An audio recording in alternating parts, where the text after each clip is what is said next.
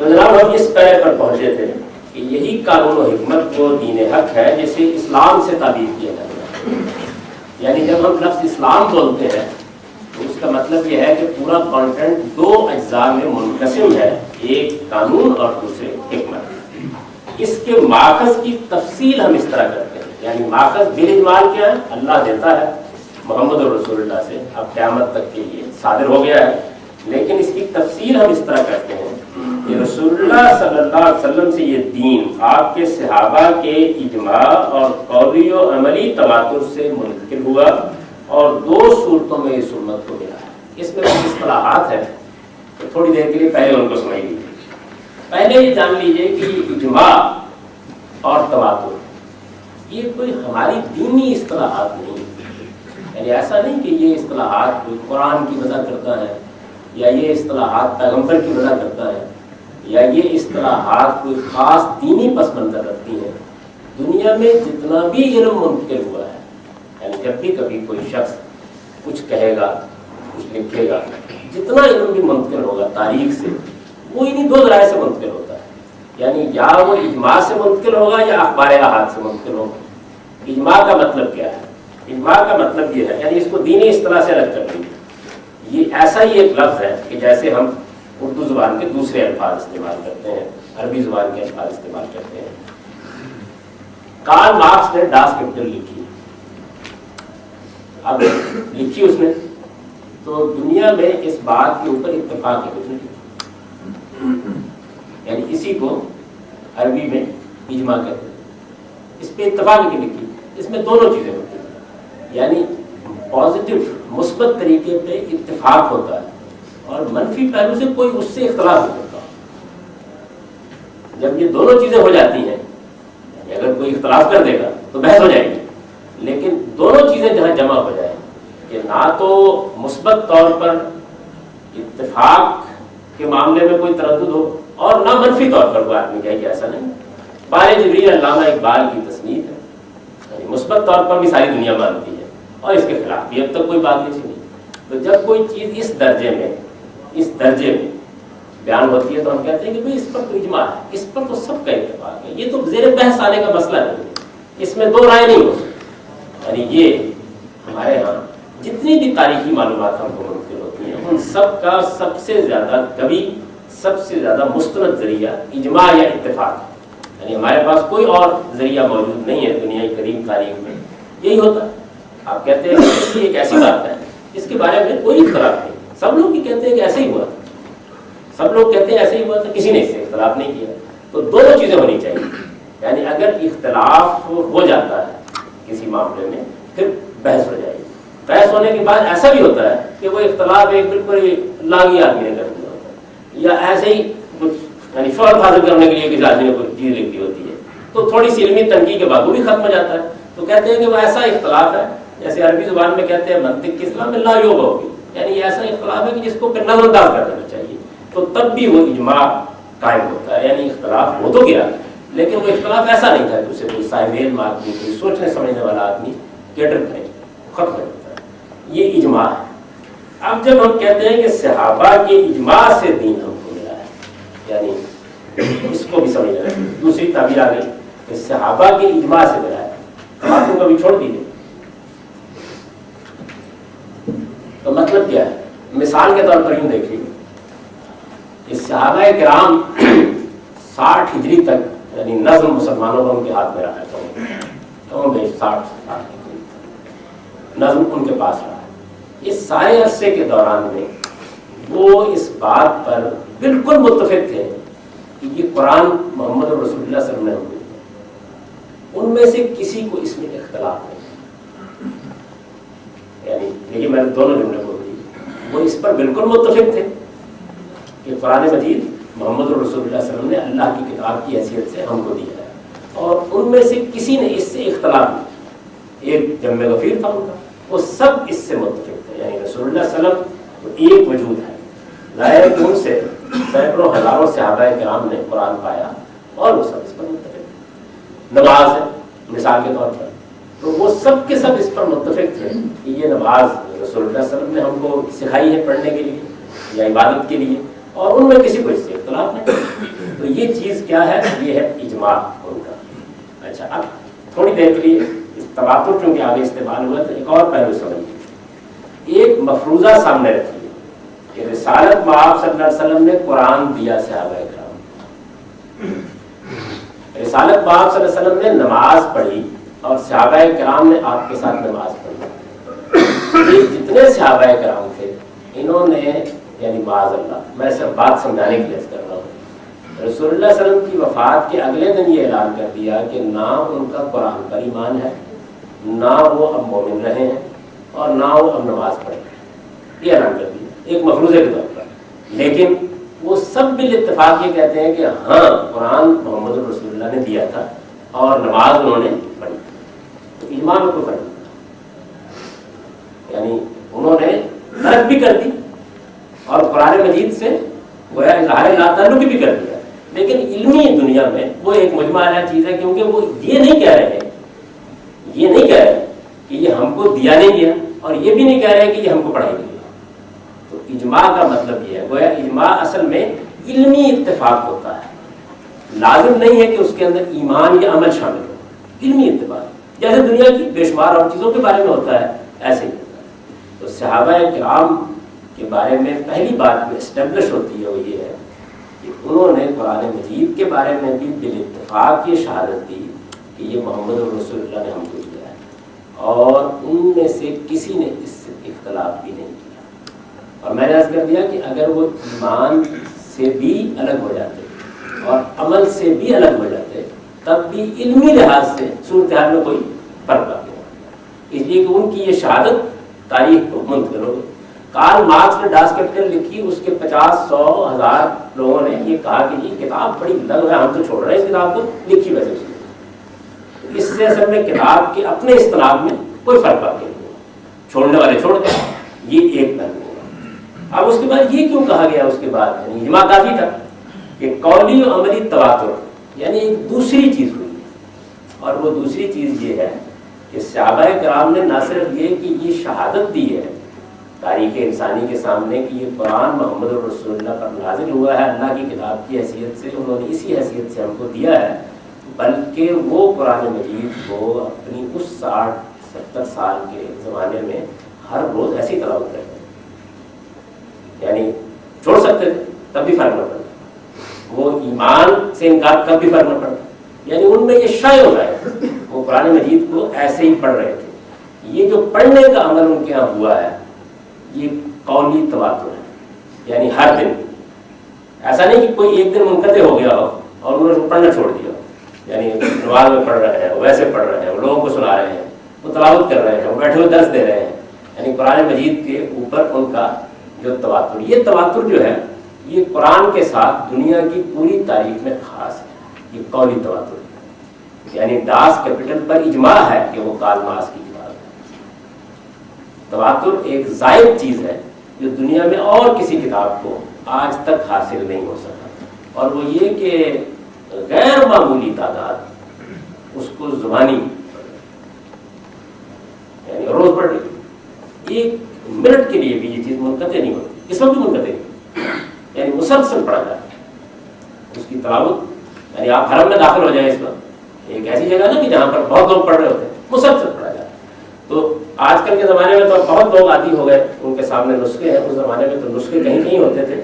تو صحابہ کرام کیا اس کو قولی تواتر حاصل, یہ زائد چیز ہے. میں پھر عرض کر دوں کہ اجماع جو ہے اس کے لیے قرآن کا زبانی یاد ہونا اور روز پڑھنا, اس کا ہر آدمی کا پڑھنا, بے شمار لوگوں کا پڑھنا اور مسلسل پڑھنا یہ ضروری نہیں. یعنی کتاب ان کے پاس رکھی ہوئی ہے لیکن وہ کہتے ہیں کہ اس پہ اجماع ہے, اتفاق ہے. یہ قرآن مجید کے ساتھ خاص چیز ہے, یعنی اس کو تواتر بھی حاصل ہے, اس کا جو متن ہے اس کو تواتر بھی حاصل ہے, مسلسل اس کی تلاوت ہو رہی ہے, زبانی اس کو پڑھا جاتا ہے. ایک دوسری بات یہ تواتر قولی تواتر سے مراد یہ ہے. اچھا یہی معاملہ جو ہے وہ عمل میں ہے, یعنی نماز کے بارے میں صرف یہ شہادت ہی صحابہ کرام کی نہیں ہے ہمارے پاس کہ وہ یہ کہتے ہیں کہ رسول اللہ صلی اللہ علیہ وسلم نے 5 وقت یہ نماز اس طرح سے پڑھی اور اس کو بیان کر دیتے ہیں. نہیں, وہ پڑھ رہے ہیں. یعنی نبی صلی اللہ علیہ وسلم جب دنیا سے رخصت ہوئے تو اصول پڑھ رہے تھے, اگلے دن سحور پڑھ رہے تھے, دوپہر کو بھی پڑھ رہے تھے, یعنی اس میں کوئی انقطاع نہیں آیا ان کی 60-70 سال کے نظم میں. हर जगह पढ़ रहे थे, वो हरम में भी पढ़ रहे थे, मदीना में भी पढ़ रहे थे। यानी नमाज एक ऐसी चीज़ है ना कि जिसमें कोई आप फसल तो पैदा कर ही नहीं सकते। नबी सल्लल्लाहु अलैहि वसल्लम का जसद मुबारक भी जब सामने रखा हो तो उसमें पढ़ रहे, रिसालत मआब सल्लल्लाहु अलैहि वसल्लम जब अपने हुजरे में उसमें पढ़ रहे। यानी ये नमाज के पढ़ने के अमल के ऊपर तारीखी रिकॉर्ड में कभी कोई इनक़ता से आ रहा है। ऐसा नहीं कि उनमें से लोगों ने छोड़ दी हो या कोई 10-15 दिन उन्होंने कहा चल नहीं पढ़ते इस बात को, यानी वो पढ़ते रहते। ये अमली तवातुर है कि रोज़ नमाज, यानी ऐसा कोई तारीखी रिकॉर्ड में चीज़ मौजूद नहीं है। ये कहा जाए कि फलां वक्त में तो 2 दिन के लिए नहीं पढ़ी, सहाबा किराम अभी ज़ेर बहस है। ये अमली तवातुर है, यानी एक चीज़ अमलन हो रही है और रोज़ाना हो रही। हज है तो अब 60-70 साल में ज़्यादा हर साल आया, हर साल आया और हर साल सहाबा किराम ने किया है हज। यानी उनकी एक तादाद कर रही है, दूसरी तस्वीर कर रही है, तीसरी मुंज़र बैठी हुई है, तो इजमा भी हासिल है और सैकड़ों हज़ारों की तादाद में लोग हज कर भी रहे हैं। यही मामला बहुत सी दूसरी चीज़ों का है, वो आगे ज़ेर बहस आ जाएगा किन चीज़ों का है। अब ये है इजमा और कौली और अमली तवातुर। यानी तवातुर के लिए किसी चीज़ का अगर वो कलाम है तो ज़ुबान से मुसलसल अदा होना बगैर इनक़ता के ज़रूरी है, और अगर वो अमली चीज़ है तो उस पर अमल पैरा होना ज़रूरी है। यानी अगर वो ऐसी चीज़ है कि आप करते हैं तो तवातुर का मतलब ये है कि फिर उसमें इनक़ता ना आए। तवातुर असल में अदम इनक़ता को जाता है, यानी ये चीज़ ऐसा नहीं है 10 दिन के लिए भी अगर मिसाल के तौर पर सहाबा किराम नमाज पढ़ना छोड़ देते तो तवातुर खत्म हो जाता है, इजमा इसके बावजूद। यानी तवातुर का मतलब है कि ऐसा एक दिन भी नहीं आया उनकी ज़िंदगी में कि जिसमें नमाज का एहतमाम ना हुआ मुसलमानों की बस्तियों में। यानी इस वक्त भी सूरत है यही कि मुसलमानों की बस्तियों के अंदर नमाज में कोई इनक़ता नहीं है। यानी हो सकता है मैंने ना पढ़ी हो, आपने ना पढ़ी हो, ये अलग बात है, लेकिन इनक़ता नहीं। हम सब जानते हैं कि इस वक्त भी जब हम यहाँ गुफ्तगू कर रहे हैं टाइम हो गया नमाज पढ़ी जाती है मस्जिद के अंदर, यानी इससे हम वाकिफ बहुत अच्छी तरह से। तो तवातुर का मतलब ये है और इजमा है, ये दोनों समझ लेना चाहिए। अमली तवातुर तो दुनिया से यानी सिर्फ यही नहीं है, बहुत से रिचुअल्स हैं हिंदुओं के होंगे, मसीहियों के होंगे, तो उनको तवातुर हासिल है। बहुत सी गैर मजहबी भी हैं, बहुत सी तकरीबात हैं, रसूम हैं जिनको तवातुर हासिल हो जाता है। लेकिन कौली तवातुर किताबों को हासिल है, बेशुमार और चीज़ों को हासिल है। कौली तवातुर ये कुरान की खुसूसियत है, ये दुनिया में किसी और किताब के साथ नहीं हुआ कि उसको बेशुमार लोगों ने।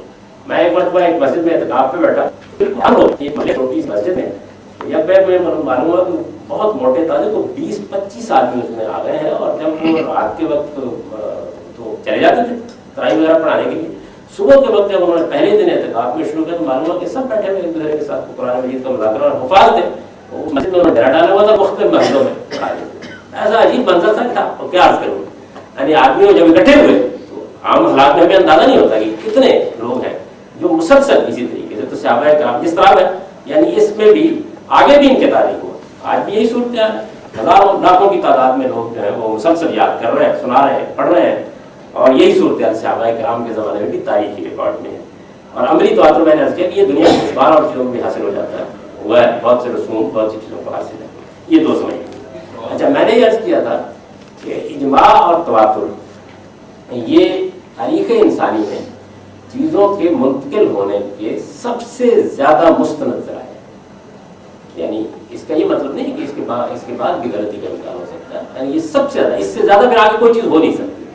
दूसरा जो जरिया वो अखबार अहाद। अखबार अहाद का मतलब, अखबार अहाद की कोई हमारी खास इस्तिलाह नहीं है। इसका मतलब ये है कि मिसाल के तौर पर एक आदमी, 2 आदमी, 4 आदमी, यानी ऐसे लोग कि जिनके बारे में ये दावा नहीं किया जा सकता कि ये कोई बहुत जम्मे गफीर मुत्तफिक हो गया, वो बेशुमार बातें बयान कर रहे हैं। तारीखी वाक़यात जितने हैं अगर आप देखें तो वो 90-95% अखबार अहाद ही से मुंतकिल होते हैं। एक पानीपत की लड़ाई की रवायत जो है, एक तो ये ना कि पानीपत में लड़ाई हुई तो इस पर तो हो सकता है इजमा हो जाए, लेकिन उसके बेशुमार जुज़वी वाक़यात होंगे जो तारीख वाले लिख रहे होंगे, गुफ्तगूएं होंगी, बातें होंगी, तैयारी होगी, लश्कर में कितने लोग थे, क्या हुआ, ये सब अखबार अहाद होती है। हमारे यहाँ जितना हिस्टोरिकल रिकॉर्ड है वो सारा का सारा असल में ये 2-4 आदमी उसको बयान कर रहे होते हैं और वो चल रहा होता है इस तरीके से। तो इजमा का मतलब यानी इल्मी तौर पर इत्तेफाक है, और तवातुर का मतलब ये है कि एक बहुत बड़ी तादाद, एक जम्मे गफीर उस सूरत हाल को ऐसे मुंतकिल कर रहा है कि उसमें कोई इनक़ता नहीं बाकी होती। यानी ऐसा नहीं है कि आप कह सकें कि आज ये था और कल नहीं, इनक़ता नहीं। जो उसकी रूटीन है, यानी ज़ोहर की नमाज के वक्त ही ज़ोहर की नमाज पढ़ी जाएगी, वो हो रही है, और हज 12 ज़ुल्हज में होगा, वो हो रहा है। اس کے اندر کسی نوعیت کا کوئی انقطاع واقع نہیں ہوتا. یہ ان اصطلاحات کی میں نے وضاحت کر دی. کوئی سوال کا کروں؟ قرآن کا جو منتقلی کا پروسیس ہوا ہے اس میں کتابت اور نسخت کو جو تواتر حاصل ہے وہ بھی کیا شامل ہی یعنی قولی تواتر کے ساتھ ساتھ جو نسخت اور نسخے کا ہے اس کے ایسا ہی بالکل ایسا ہی. لیکن قرآن مجید میں چونکہ قولی تواتر نے غیر معمولی نوعیت اختیار کر لی ہے. وہ تو دیکھیں نا بال جبریل بھی اس وقت اس تواتر میں آ گئی ہے, تو اس وجہ سے بطور خاص اس کو بیان کیا جاتا ہے. ورنہ جو ہمارے پاس اس وقت مصحف ہے وہ بھی اسی طرح متواتر طریقے سے لکھا جا رہا ہے, اس کو نقل کیا جا رہا ہے, سب ہو رہا ہے. تو یہ صورتحال. تو یہ میں نے آپ سے واضح کیا کہ جب ہم کہتے ہیں اجماع اور قولی و عملی تواتر تو کوئی دینی اصطلاح نہیں بول رہے ہوتے, بلکہ دنیا میں کسی چیز کے منتقل کرنے کا جو سب سے زیادہ مستند ذریعہ ہے اس کو ذکر کرتے ہیں. اس کو بہت اچھی طرح سمجھ جانا چاہیے. یعنی یہ ہماری کوئی دینی اصطلاحات نہیں, یہ کوئی قرآن و سنت پر مبنی اصطلاحات نہیں ہے. ہمیں اگر ہمارا قرآن یا ہمارا دین ایک دو آدمیوں کی تاریخی روایت سے ملا ہوتا تو ہم کہتے ہیں یہ اخبار احاد سے منتقل ہوا. اور یہ اگر ہمیں اجماع اور تواتر سے ملا ہے تو اجماع اور تواتر میں نے عرض کیا کہ بے شمار اور چیزوں کو بھی حاصل ہے. قولی تواتر میں قرآن منفرد ہے, لیکن اجماع اور عملی تواتر دنیا میں بے شمار چیزوں کو حاصل ہے. یہ دنیا میں کسی چیز کے منتقل ہونے کا مستند ترین ذریعہ ہے.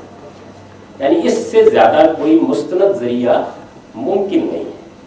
اب تک نہیں ایجاد ہو سکتا, ابھی تک نہیں ایجاد ہو سکتا. ہو سکتا ہے کہ دنیا میں ٹیکنالوجی کی بہت ترقی ہو رہی ہے, اس سے مختلف بھی کوئی ذرائع ایجاد ہو جائے.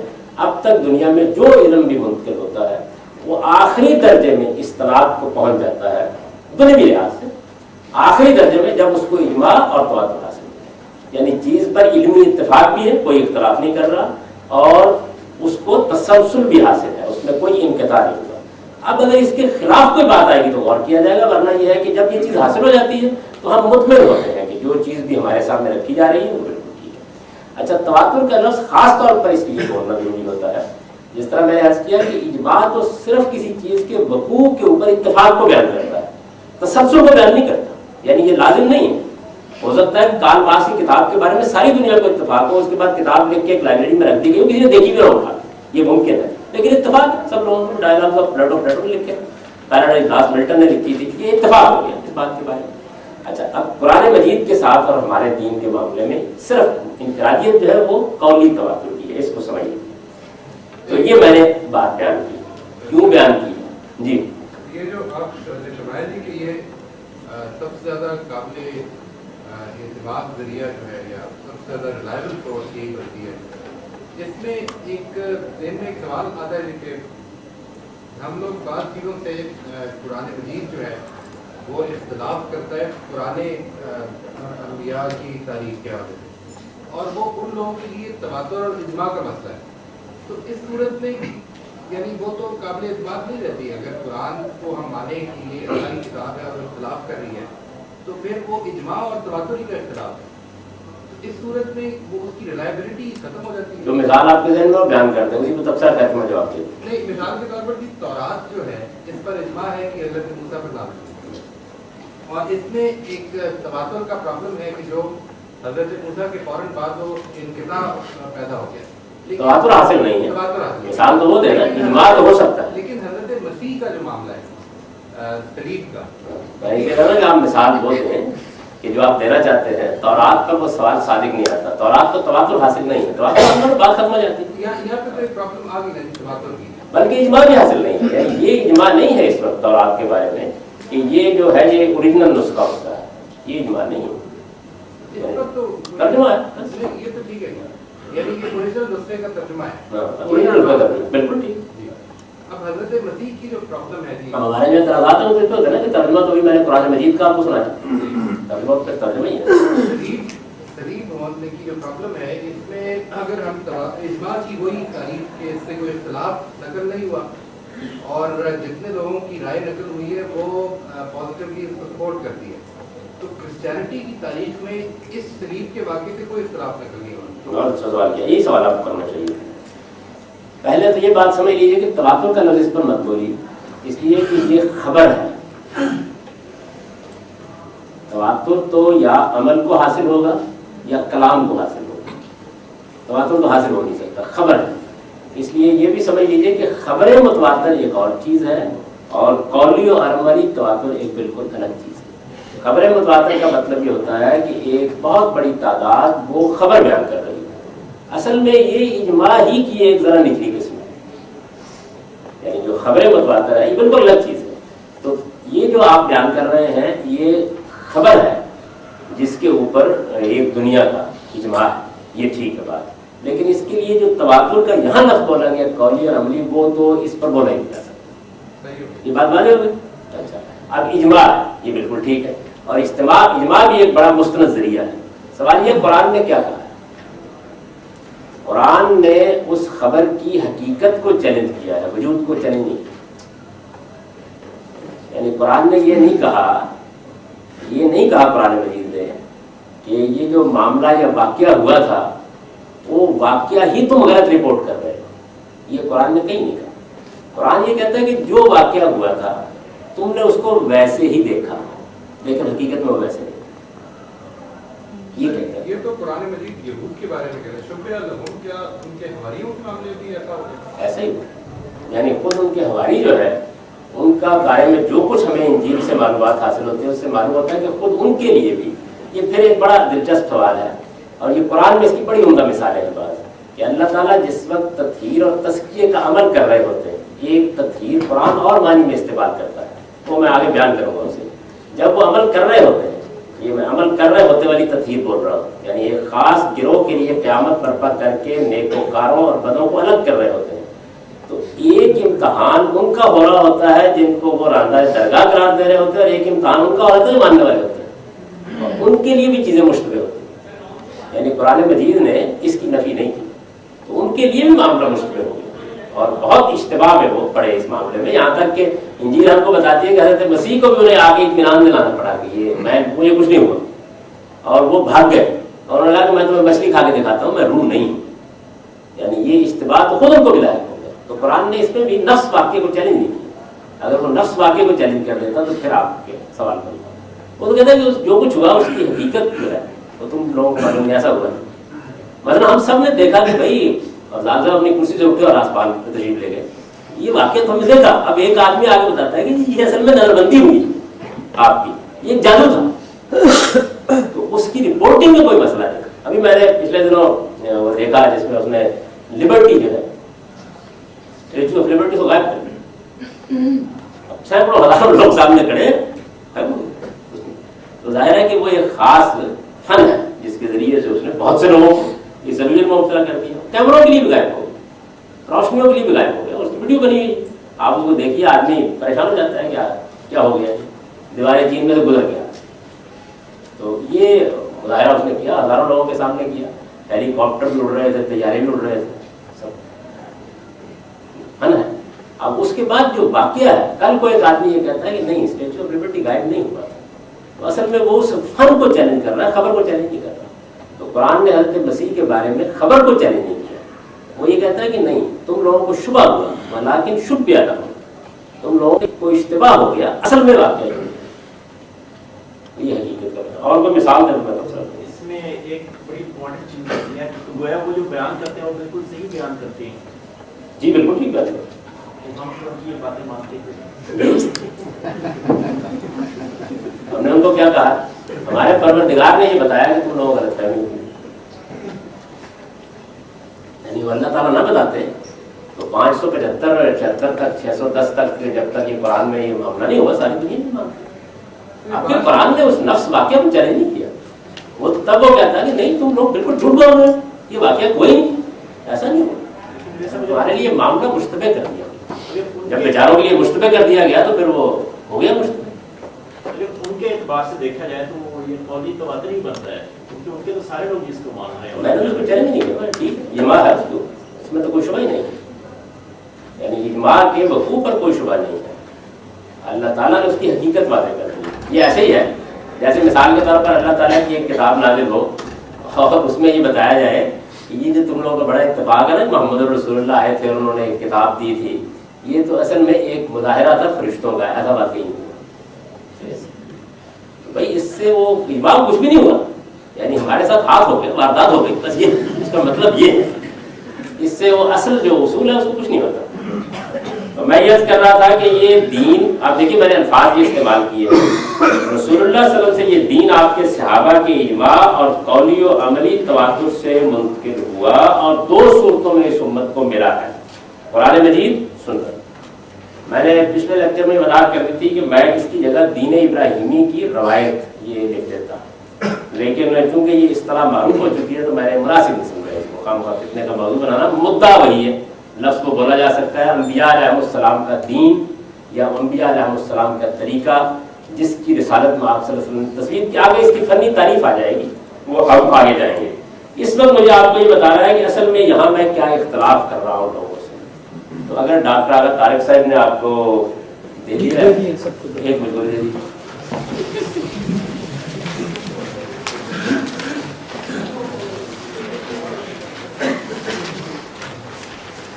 یہ ابن عبد البر کا اقتباس بہت جلیل القدر اہل علم میں سے ہے. ان کی کتاب جامع بیان العلم جو ہے وہ اس موضوع پر، یعنی اصول مبادی کا علم جو اس وقت موضوع ہے، اس کے اوپر ایک الکتاب کی حیثیت رکھتی ہے. بہترین مواد اس میں انہوں نے جمع کر دیے.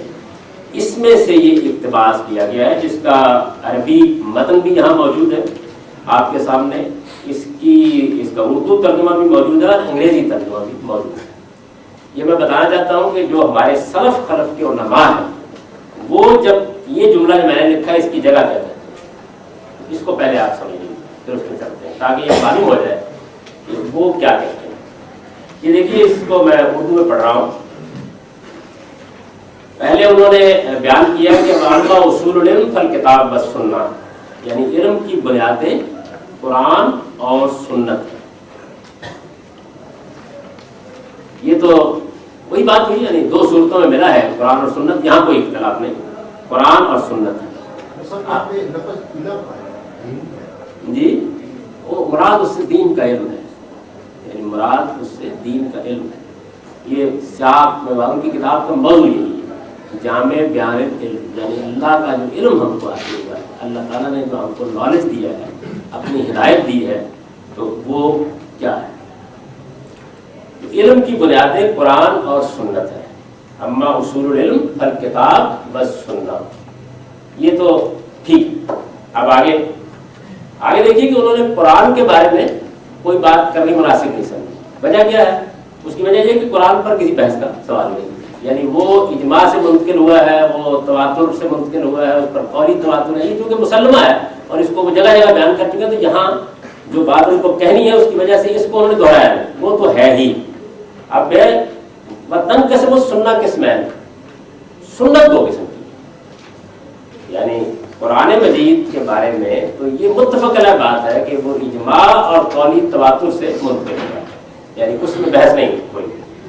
سنت البتہ وہ کہتے ہیں 2 قسم کی ہے. اس میں کیا ہے؟ احدہما اجماع تنقل الکافہ عن الکافہ، یعنی سنت کی ایک جو قسم ہے وہ ہے اجماع.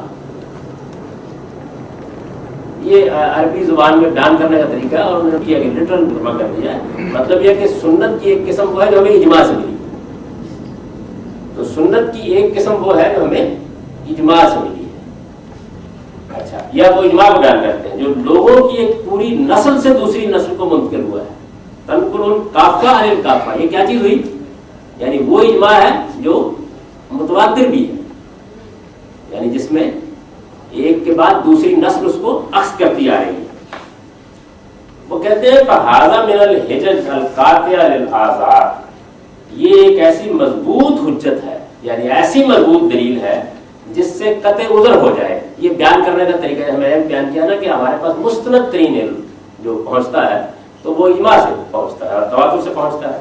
تو وہ اس کو اس طرح بیان کرتے ہیں کہ یہ اس کے بعد اگر کوئی آدمی کہتا ہے کہ جی وہ پتہ نہیں یہ قرآن رسول اللہ نے دیا یا نہیں، تو وہ کہتے ہیں کہ یہ عذر پیش کرنے کا قابل نہیں. یعنی ایسی بات ہے کہ جو عذر کو منقطع کر دیتی ہے، آدمی کے لیے کوئی بات کہنے کی گنجائش نہیں چھوڑتی. قطع عذر کا مطلب یہ انہوں نے بیان کیا. اذا لم یوجد ہناک خلاف، یہ وہی بات ہے جو میں نے عرض کی تھی. یعنی کہتے ہیں کہ منفی طور پر یہ جو بات میں بیان کروں اس میں کوئی اختلاف نہیں پایا جاتا. وہی بات جو میں نے ابھی بیان کی کہ اجماع کا مطلب یہ کہ اتفاق بھی ہے اور کوئی اختلاف نہیں. مثبت اور منفی دونوں چیزیں جمع ہو گئی تو وہ کہتے ہیں سنت کی ایک قسم. یہاں تک تو معاملہ بالکل واضح ہو گیا. اب وہ کہتے ہیں کہ ومن رد اجماعهم فقد رد نصا من نصوص اللہ، کیونکہ ان کی کتاب کا موضوع جو ہے اس کے بارے میں رویہ کیا ہونا چاہیے وہ بھی ہے.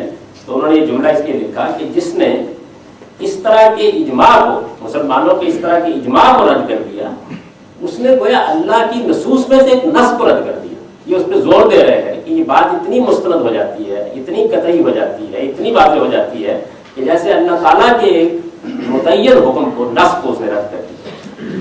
یجب استطابتہ علیہ و اراقۃ دمہ ان لم یتب. اپنے اسلاف کی جو چیزیں ہیں ان کو بہت اچھی طرح پڑھنا چاہیے. وہ کہتے ہیں کہ جب کوئی آدمی اس طرح کے اجماع کا انکار کرتا ہے تو لازم ہے کہ اس کے ایمان و اسلام کا فیصلہ کیا جائے. یعنی وہ گویا ان کے نزدیک مسلمان نہیں تھا. اس نے کہا کہ میں قرآن مجید اجماع سے نقل ہوا ہے یا نماز اجماع سے نقل ہوئی ہے، میں نہیں مانتا. وہ کہتے ہیں کہ یہ اتنی واضح بات ہے کہ یہ ضروری ہے کہ اس کے ایمان و اسلام کا فیصلہ کیا جائے. یعنی وہ اصل میں اب اسلام چھوڑ چکا ہے جب اس نے یہ کہہ دیا. تو اب اس سے اس بات کا مطالبہ کیا جائے گا کہ توبہ کر لو. یجب استطابت ہو، یعنی توبہ کا مطالبہ کیا جائے گا، اور اگر وہ نہیں توبہ کرتا تو ارتداد کی سزا اس پر لاحق کرے گی. یعنی فیصلہ کر دیا جائے گا، قتل کر دیا جائے گا، خاتمہ ہو جائے گا. اچھا یہ کیوں انہوں نے کہا؟ وہ کہتے ہیں کہ یہ اس لیے کہ خروج ہی اما اجماع علیہ المسلمون الحدود و سلوک غیر سبیل جمیع. اس کی وجہ یہ ہے کہ اس نے ایک ایسی بات کا انکار کر دیا ہے کہ جس کے انکار کے لیے علمی اور عقلی طور پر کوئی گنجائش ہی نہیں. اس پر اجماع تھا، اور اجماع کے بارے میں دلیل کا اشارہ کرتے ہیں کہ قرآن نے یہ کہا ہوا ہے کہ وہ آدمی اللہ تعالیٰ اور اللہ کے رسول کے خلاف گویا اعلان جنگ کرتا ہے جو اللہ کے رسول کے ساتھ غلط رویہ اختیار کرتا ہے، اور یتبع غیر سبیل المومنین، اور مسلمانوں کے متفق علیہ رویے یا رائے کے خلاف عمل کرتا ہے. یہ آیت جو ہے اس کا میں نے ان کے لحاظ سے ترجمہ کر دیا. میرا نقطہ نظر اس معاملے میں آیت سے متعلق مختلف ہے، لیکن اس وقت ان کی بات سمجھانا مقصود ہے. تو وہ یہ کہتے ہیں کہ چونکہ اس نے یہ جرم کا ارتکاب کیا ہے اور قرآن کی نص بھی اس کے بارے میں موجود ہے، تو وہ مسلمان نہیں رہا. ہم اس سے توبہ کا مطالبہ کریں گے، اور اگر وہ نہیں کرے گا تو ارتداد کی سزا نافذ کریں گے. یہ تو معاملہ اس کا ہوا. یعنی اس سے جو بات معلوم ہوئی، باقی آپ جزیات کو چھوڑ دیجئے کہ سنت، قرآن تو ہے ہی اجماع، سنت کا بھی ایک بڑا حصہ جو ہے ہمارے علماء کے نزدیک وہ بالکل مجمع ہے، اور اس کی یہی حیثیت جو ہے. وہ کہتے ہیں لیکن بس ضرب الثانی من السنت، سنت کی ایک دوسری قسم بھی ہے، اور وہ کیا ہے؟ وہ ہے خبر الاحاد الثقات الاسبات المتصل الاسناد. یعنی وہ ثقہ سب لوگوں کی بتائی ہوئی باتیں ہیں. یہ اصل میں محدثین کی اصطلاح ہے جو وہ حدیث کے لیے استعمال کرتے ہیں. تو محدثین عام طور پر حدیث کی روایت کے بارے میں جب بیان کرتے ہیں تو وہ کہتے ہیں کہ بھائی ایک ایسے آدمی کی خبر ہونی چاہیے کہ جو ثقہ آدمی ہو، یعنی اس کے کردار سیرت کے اوپر کوئی حرف نہ کرا جا سکے، ایک مستند آدمی ہے، سخت ہے، یعنی اس کا حافظہ ٹھیک ہے، وہ باتوں کو سمجھنے والا ہے، اس کے بارے میں اطمینان ہے. تو یہ اس کی متصل سند کے ساتھ. متصل سند کا مطلب یہ ہے کہ مثلا دوسری صدی میں ایک آدمی بیان کرتا ہے جی مجھ سے فلاں صاحب نے یہ بات کہی، تو وہ جن سے بیان کر رہا ہے اور وہ جن سے بیان کر رہا ہے اس کے درمیان میں کوئی انقطاع نہیں ہونا چاہیے. اس کا مطلب یہ. تو وہ یہ کہتے ہیں کہ اس طرح سے ملنے والی خبروں کے معاملے میں، یعنی یہ جو اس طرح کی خبر ملتی ہے، فَهَذَا يُوجِبُ الْعَمَلَ عِنْدَ جَمَاعَةِ عُلَمَاءِ الْأُمَّةِ الَّذِينَ هُمُ الْحُجَّةُ وَالْقُدْوَةُ. یعنی اس امت کے اندر جو جلیل القدر علماء پیدا ہوئے ہیں، جو بہت ان پہ اعتماد کیا گیا ہے سب، اور جو بڑے قابل حجت علماء ہیں، وہ سب کے سب یہ کہتے ہیں کہ اس طرح کی خبر اگر مل جائے، یعنی ثقہ آدمی نے بیان کی ہے، ایک بڑے محفوظ خبروں کرنے والے آدمی نے بیان کیا اور سند متصل ہے، تو اس پر عمل واجب ہو جاتا ہے. یہ خاص اصطلاح ہے، اس کو سمجھ لینا چاہیے. یعنی علم نہیں واجب ہوتا. جب وہ کہتے ہیں علم نہیں واجب ہوتا تو مطلب کیا ہے؟ مطلب یہ ہے کہ عقیدہ نہیں اس پر رکھا جا سکتا، عملی چیز رکھ سکتی. عقیدے کی بنیاد نہیں رکھتی. یوجب العمل کا مطلب یہ ہوگا کہ مثال کے طور پر ایک آدمی نے بیان کیا کہ رسول اللہ صلی اللہ علیہ وسلم نماز میں رفع یدین کرتے تھے. تو ٹھیک ہے بھائی، ایک آدمی نے بیان کیا ہے، معقول آدمی ہے، تو ہم عمل کر لیں گے اس کے اوپر. وہ آگے بیان کرتا ہے کہ رسول اللہ صلی اللہ علیہ وسلم نے یہ بتایا تھا کہ تمہارے لیے یہ ماننا بھی ضروری ہے، 5 ایمانیات کے علاوہ یہ ماننا بھی ضروری ہے کہ حضرت مسیح علیہ السلام قیامت سے پہلے آئے تھے. تو یہ علم ہے، یعنی یہ عقیدہ ہے، اس کو نہیں مانا جائے گا. تو امت کے جو جن وہ فرق کر رہے ہیں. یعنی پہلی چیز جو سنت اجماع سے معلوم ہوتی ہے اس کے بارے میں تو آپ نے ان کا فتویٰ پڑھ لیا، یعنی وہ ایک ایسی چیز ہے جیسے خدا کی نص ہے، اس کا انکار کرنے والا اسلام سے خارج ہو جاتا ہے، اس سے توبہ کا مطالبہ کیا جائے گا، اس پہ ارتداد کی سزا نافذ کر دی جائے گی. یہ انہوں نے بیان کیا. یہ دوسری صورت جو ہے اس کے بارے میں وہ یہ کہتے ہیں کہ اس سے عمل لازم ہے، یعنی عمل کرنا ضروری ہو جائے گا اگر یہ بات ثابت ہوگی. وَمِنْهُمْ مَنْ يَقُولُ إِنَّ خَبْرَ الْوَاحِدِ الْعَدْلِ يُوجِبُ الْعِلْمَ وَالْعَمَلَ جَمِيعًا. ایک بہت مختصر سے گروہ کا علماء میں سے یہ بھی نقطہ نظر ہے کہ اس طرح کی خبر سے بھی عقیدہ اور عمل دونوں ثابت ہو جاتے ہیں. اس میں وہ اشارہ کر رہے ہیں ظاہریہ کی طرف. یہ امام ظاہری مسلک کے لوگ رہے ہیں جن کا اندلس میں بہت غلبہ رہا اور جن کے بہت بڑے آنر کے حسن ہیں، جن کی کتاب المحلہ خود دینی علوم کا ایک بڑا انسائکلوپیڈیا ہے. یہ نقطہ نظر اب ہمارے معلوم ہو گیا، یعنی بعض دوسرے نوع کے ساتھ اور شکلوں کے ساتھ اور بعض ترامیم کے ساتھ موجود ہے، لیکن اندلس میں ایک زمانے میں اور مراکش میں اور بعض مغرب کے ممالک میں، مغرب جو ہمارا مغرب یعنی ہم مسلمان مغرب اصل میں الجزائر، تیونس، مراکش اس کو کہتے ہیں، تو ان علاقوں میں اس کا غلبہ رہا ہے اس نقطہ نظر کا. تو وہ یہ کہتے ہیں کہ ایک گروہ کا نقطہ نظر یہ ہے. یہ یوں سمجھ لیجئے کہ ہمارے علماء کا مسئلہ ہے. اب جب میں یہ جملہ لکھتا ہوں کہ یہ دین آپ کے صحابہ کے اجماع اور قولی اور عملی تواتر سے منتقل ہوا اور 2 صورتوں میں اس امت کو ملا ہے، تو اس کا مطلب یہ ہے کہ میں یہ کہتا ہوں کہ یہ دین جو ہے اس کی کوئی چیز اخبار احاد سے منتقل نہیں. یعنی یہ اس اختلاف کو واضح کرنے کے لیے یہ آپ کو دے دیا گیا ہے کہ ہمارے ہاں جو عمومی نقطہ نظر ہے وہ یہ ہے. میں نے اس کو جب نہیں لیا یہاں پہ تو اس کا مطلب یہ ہے کہ میں یہ دعویٰ کر رہا ہوں کہ اس امت کے پاس جو دین ہے قرآن اور سنت کی صورت میں اس کا کوئی حصہ بھی اس دوسری صورت میں نہیں ہو سکتا.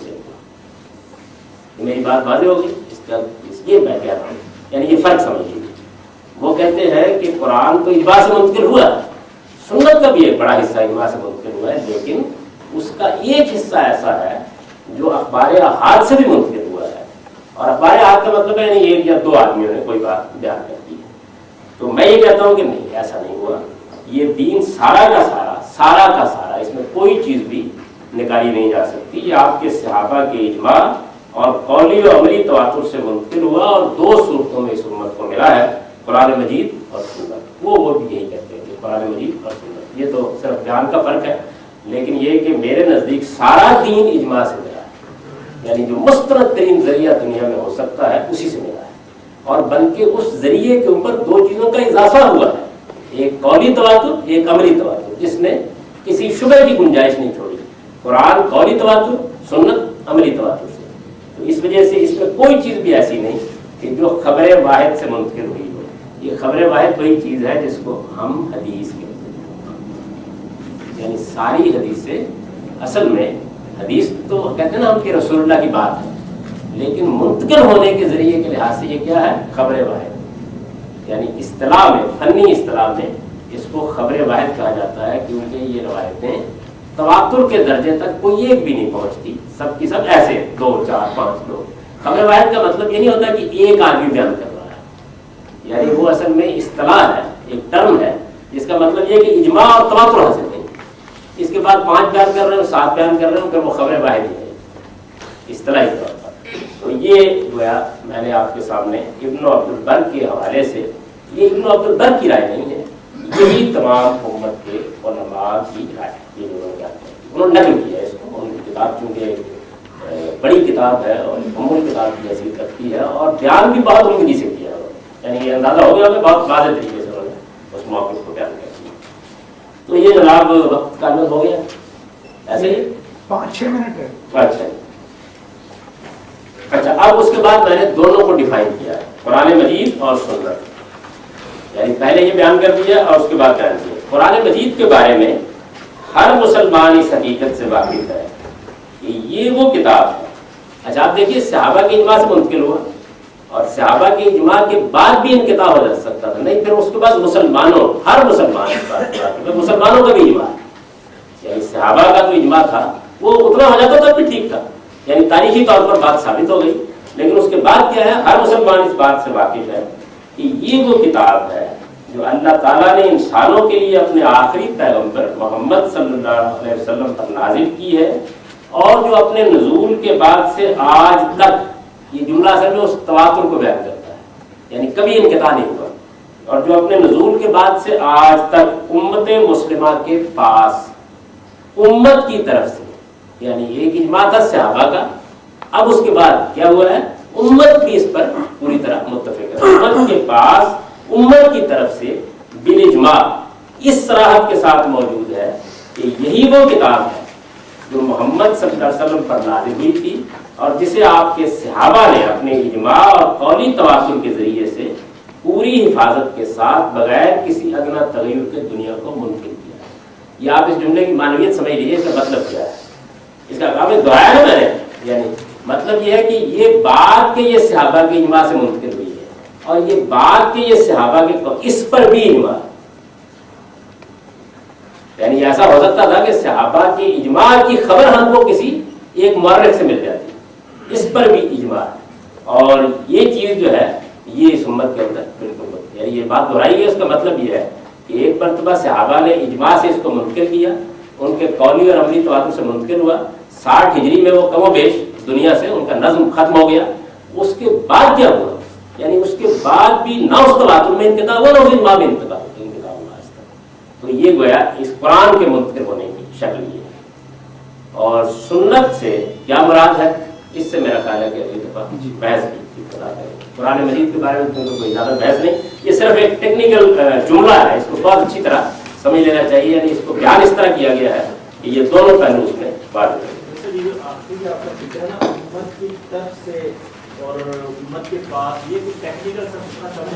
امت کے پاس قرآن موجود ہے, اور اس قرآن کو ایسے اس نے ہاتھ میں پکڑا ہوا ہے پوری امت میں, اور پھر اس کے بارے میں پوری امت بول کر کہہ رہی ہے کہ وہی کتاب ہے جو رسول اللہ صلی اللہ علیہ وسلم, یعنی اس کا امت کے پاس ہونے میں بھی کوئی انقطاع نہیں ہے, اور امت کی طرف سے اس شہادت میں بھی کوئی انقطاع نہیں ہے کہ یہ وہی کتاب ہے.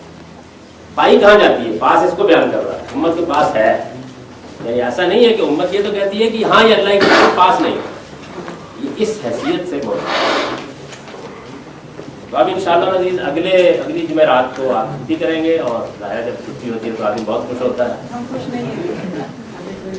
اگلے پھر انشاءاللہ عزیز یعنی اس جمعرات کو چھوڑ کر اگلی جمعرات جو ہے وہ فروری میں انشاءاللہ اس کو